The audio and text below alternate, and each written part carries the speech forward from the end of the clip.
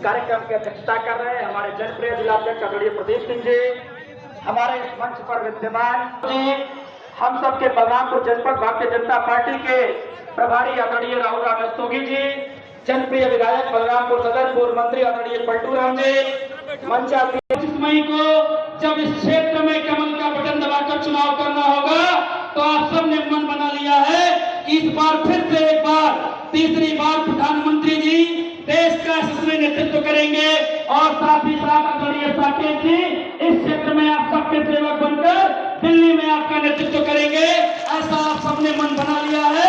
इसमें बहुत ज्यादा मुझे कुछ नहीं कहना है।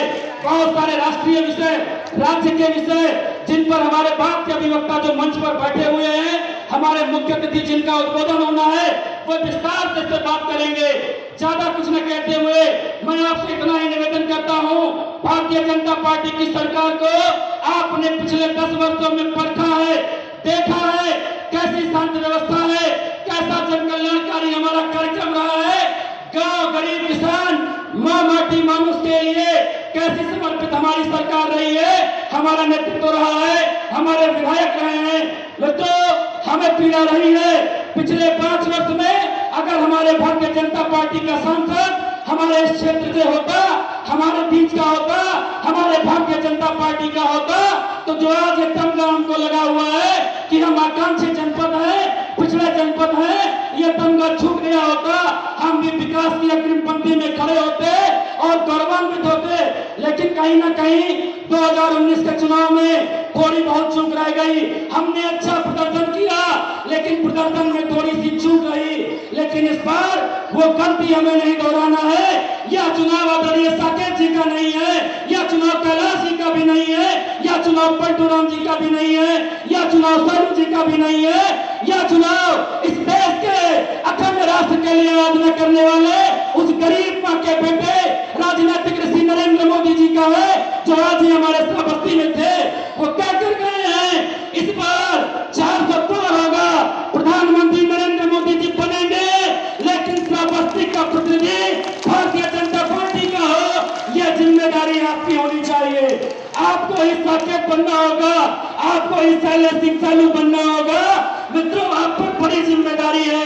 भारतीय जनता पार्टी इस क्षेत्र में कितना वोट पाएगी, नहीं आएगी, कितना पाएगी, ज्यादा पाएगी, कम पाएगी, 420 पाएगी, 430 पाएगी, 440 पाएगी, 405 पाएगी, लेकिन श्रावस्ती में, केसरी में भारतीय जनता पार्टी का कमल खिले, इसमें आपकी महती भूमिका है।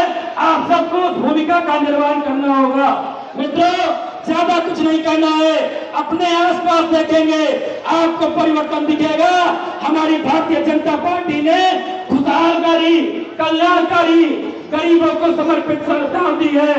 आपको याद होगा समाजवादी पार्टी की सरकार हुआ करती थी, उनके गुंडे लुंगी पैंट पहनकर थाना चलाते थे, लेकिन जब से आपने 2014 में कमल का बटन दबाया है, एक भी गुंडा थाने के इर्द गिर्द नहीं भटकता है, आपका शोषण नहीं होता है। ये हमारी धरती एक समय था माफियाती कमल अपने गाड़ी के काफिले के साथ हमारे इस क्षेत्र से चुनाव लड़कर गया, पूरे प्रदेश में उगाही करते थे, लेकिन उनका क्या हाथ हुआ ये बताने की जरूरत नहीं है। वो इसलिए हो पाया क्योंकि आपने कमल का बटन दबाया। भारतीय जनता पार्टी की आप सरकार लेकर आए, योगी जी मोदी जी को लेकर आए। आपसे बड़ा महान कोई नहीं है, परिवर्तनकारी कोई नहीं है।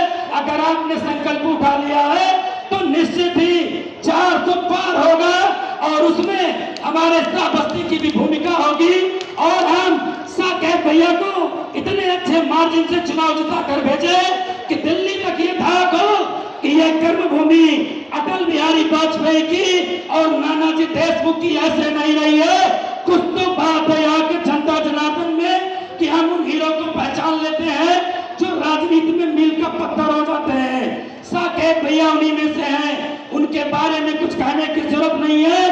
विगत 9 वर्षों से आपने उनको देखा है, वे हमारे विधान परिषद के सदस्य हैं। चाहते तो मंत्री हो जाते, राज्यसभा होकर केंद्र में मंत्री हो जाते, लेकिन नहीं, उस व्यक्ति के अंदर एक इच्छा है, मैं इस क्षेत्र के लिए कुछ करना चाहता हूँ, इस क्षेत्र में रहना चाहता हूँ। आप जनता जनार्दन के बीच प्रत्यक्ष रूप से जुड़कर आपकी जन समस्याओं को रेखांकित करना चाहते हैं, उनको दूर करना चाहते हैं।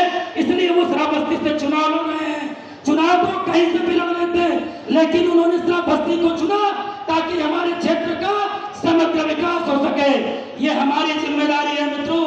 कुछ लोग जाति आधार पर टिकट देते हैं, अपने वर्ण के आधार पर वोट मांगते हैं, लेकिन भारतीय जनता पार्टी पूरे विश्व में ही नहीं, हर जगह पे एक ऐसी पार्टी है जिसने कभी जाति नहीं देखा, कभी धर्म नहीं देखा, कभी मजहब नहीं देखा। लाइफ सबके यहाँ बराबर आती होगी, राशन सबको बराबर मिलता होगा, सड़क भी हमने बनवाई होगी, सबके लिए बनवाई होगी। और राजनीति में भी अगर हमने हिस्सा दिया है, सबको दिया है। सबसे ज्यादा पिछड़े वर्ग के केंद्रीय मंत्री आज तक किसी सरकार में रहे हैं तो हमारे मोदी सरकार में रहे हैं। मित्रों, नहीं बोलना है आपको। समाजवादी पार्टी का विकास वो पिछड़ेपन का नाटक करते हैं। आज वो हमारे प्रधानमंत्री को हजम नहीं कर रहे हैं, क्योंकि पिछड़ेपन का ठेका तो उन्होंने ले रखा था। सैफई का एक यादव परिवार पूरे प्रदेश में नंगा नाच कर रहा है पिछड़ों के नाम पर। हमारे आपके यहाँ क्या पिछड़े भाई नहीं रहते हैं? क्या हमारे बलरामपुर श्रावस्ती का कोई यादव नहीं है? लेकिन नहीं, उनको सैफई का वही 5-6 परिवार अपना दिखता है, उनको ही चुनाव लड़ा रहे हैं। अब उनको डर है, उनकी जमीन खिसक चुकी है, जनता जाग चुकी है। हमारे सनातन धर्म का प्रत्येक अनुयायी, चाहे वो जिस भी जाति वर्ग का हो, 2014 से जब उसने भारतीय जनता पार्टी को वोट देना शुरू किया है, ये सारे जितने विध्वंसकारी, विघटनकारी, समाज को तोड़ने वाले असामाजिक राजनेताओं के संगठन से बनी हुई राजनीतिक पार्टियां हैं, वो बौखला चुकी है। मित्रों, हमारा आपका धर्म बनता है कि कोई अगर राष्ट्र के लिए अच्छा कर रहा हो, समाज के लिए अच्छा कर रहा हो, हमारा कर्तव्य है हम उनके साथ खड़े हो जाएं। आप याद करिए, समाजवादी पार्टी को देखिए, मुलायम यादव, रामगोपाल यादव, अखिलेश यादव, डिम्पल यादव, फिर उनके भी यादव, फिर उनके भी यादव, यही ऐसा गांधी परिवार में है। लेकिन हमारी भारतीय जनता पार्टी को देखिए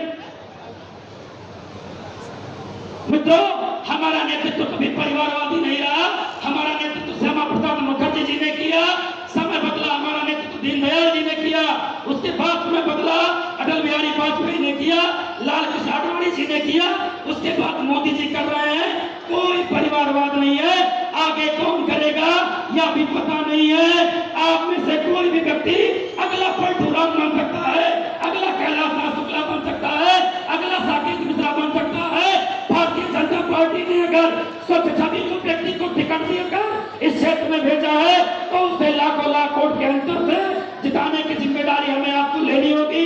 वक्ता बहुत सारे हैं, बहुत कुछ न कहते हुए मैं आपसे एक बात कहता हूँ, द्वंद कहाँ तक पाला जाए, द्वंद कहाँ तक पाला जाए, युद्ध कहाँ तक टाला जाए, तू है महाराणा का वंशज, फेंक जहाँ तक भाला जाए।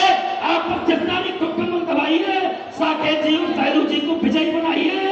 इस क्षेत्र के विकास की जिम्मेदारी योगी और मोदी के कंधों पर है। वो इस क्षेत्र को बदलेंगे।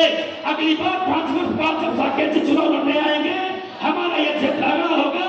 ऐसी आशा और विश्वास के साथ मैं अपनी बात को खत्म करता हूँ। धन्यवाद। धन्यवाद संजय जी। इस कार्यक्रम के मुख्य अतिथि परम पूज्य योगी आदित्यनाथ हो चुका है। कुछ ही क्षणों में वह हमारे बीच के होंगे। जो भी लोग, जो भी कार्यकर्ता जनता जनार्दन सड़कों पर है, कृपया इस पंडाल